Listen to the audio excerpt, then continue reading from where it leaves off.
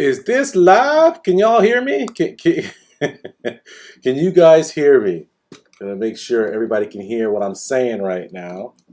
We are live action, guys. I know it has been a minute.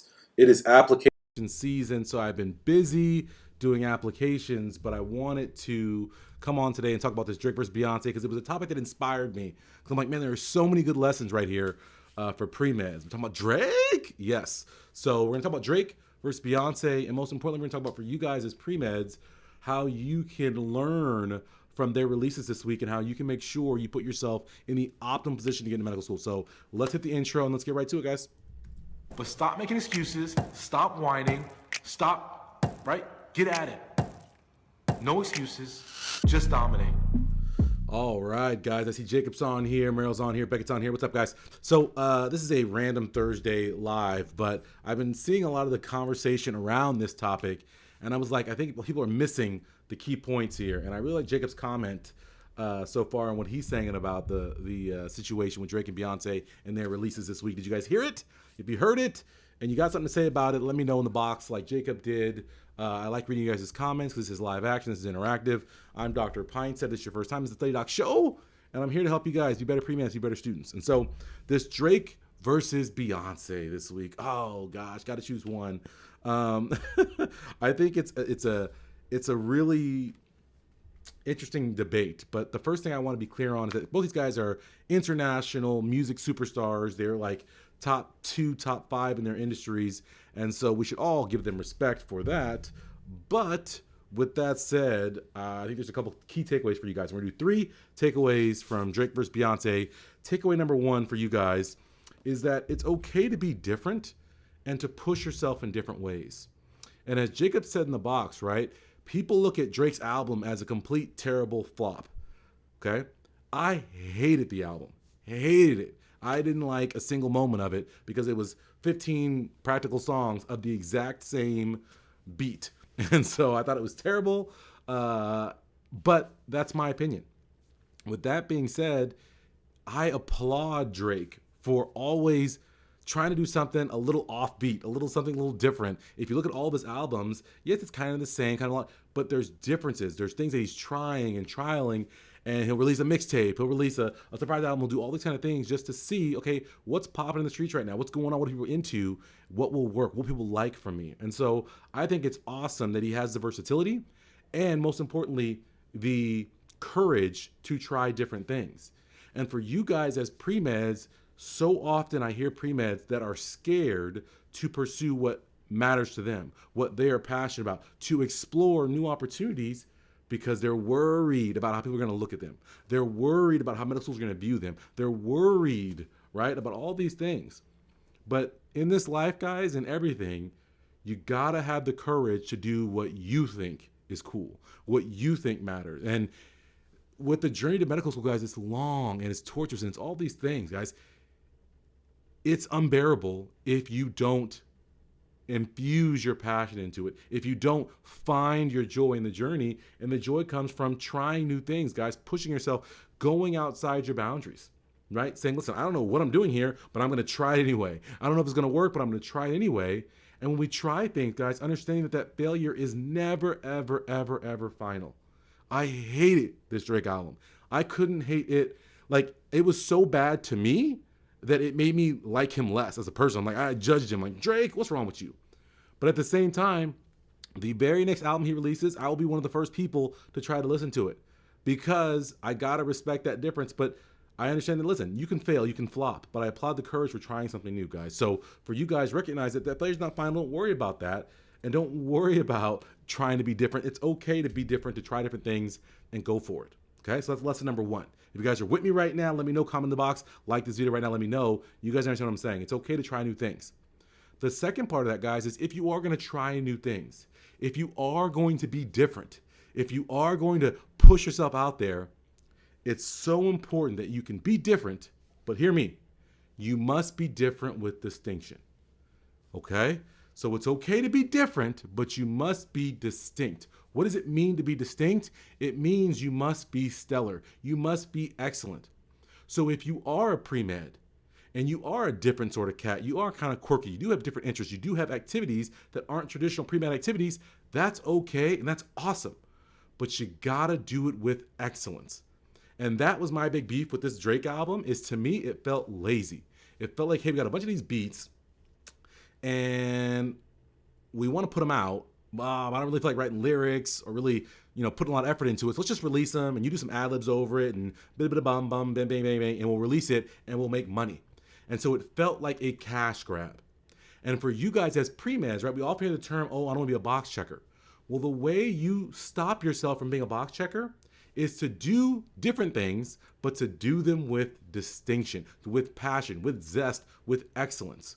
And I'm reviewing applications, as I mentioned right now. I got my annual application bootcamp, and we just reviewed an activity section, and one of my students in our activity section wrote down competitive ballroom dancer. And you might say to yourself, well, wait a minute, that is super different.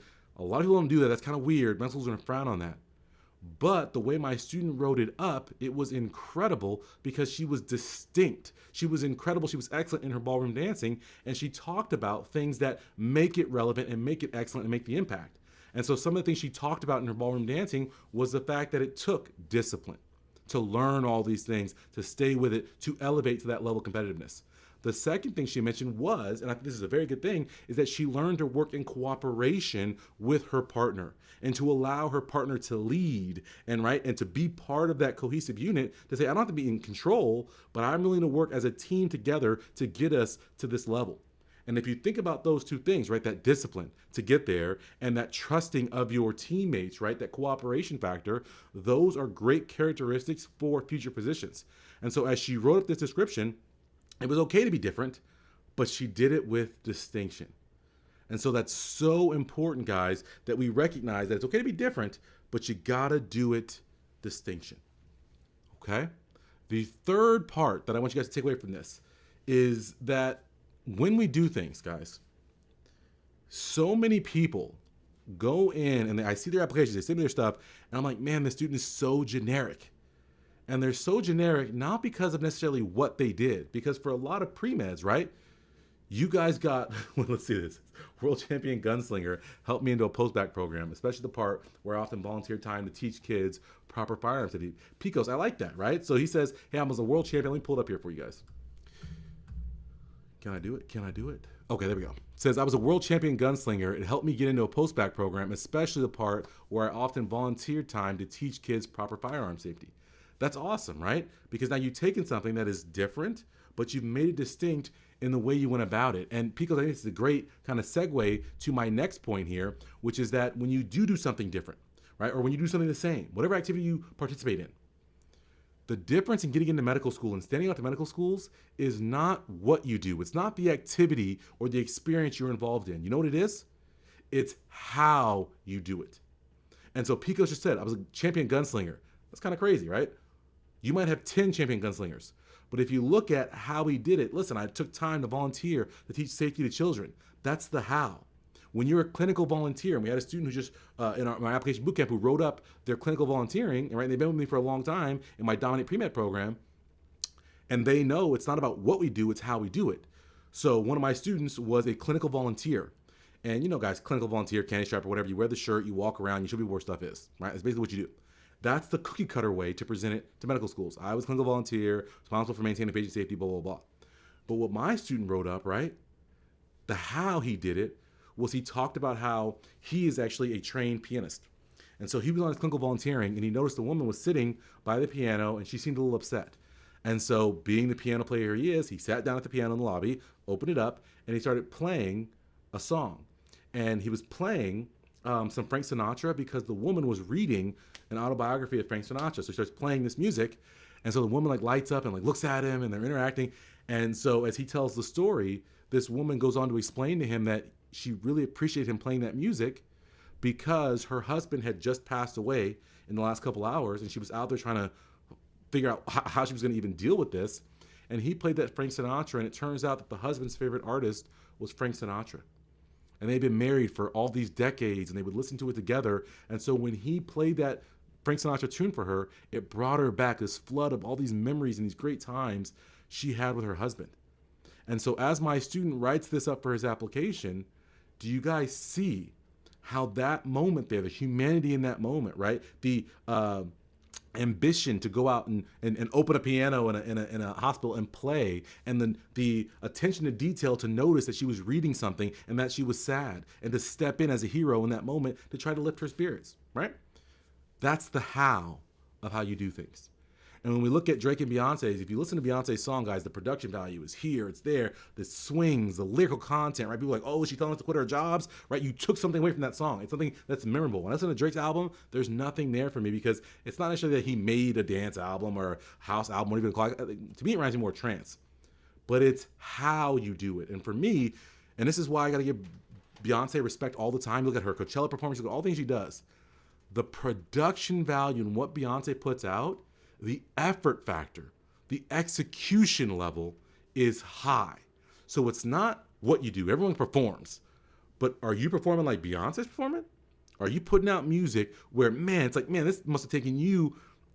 She said it took her years to put this album together. Oh, I can believe it. I don't have heard the album yet, but I can believe it because I can see the effort. I can see the timing. I can see the execution. And so for you guys as pre-meds, you want medical schools to see that you are a difference maker. You are a hit maker. You are the Beyonce of pre-meds. And you do that, guys. Not in what you do. It doesn't matter what you do.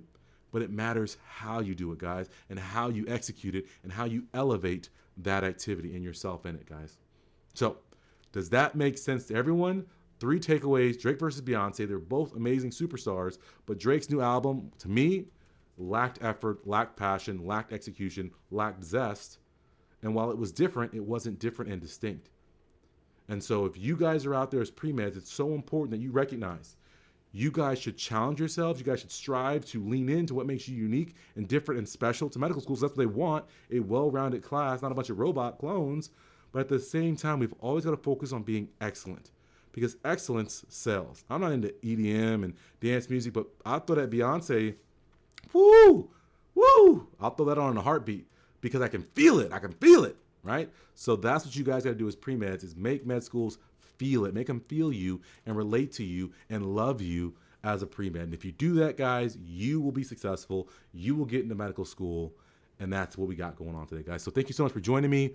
We'll be back, guys. More content coming for you guys. We've been on a little hiatus from social media because of apps, and also because, you know what, sometimes social media ain't it for me. But I'm going to try to bring you guys some fresh content every Wednesday, 5 p.m. on this channel. So if you guys are here, if you're watching this on YouTube, remember I have the podcast. This is The Study Doc Show. I'm Dr. Andre Pinesett. And how do we always end these sessions, guys? It's on the shirt. Let me back up for you. No excuses, just dominate, guys. Have a wonderful, wonderful weekend, and I'll catch you guys next week. Later. That's it for another episode of the Study Doc Show. Show your love by smashing the like button and commenting in the box below. Today is the day, guys. No more excuses, no more complaining.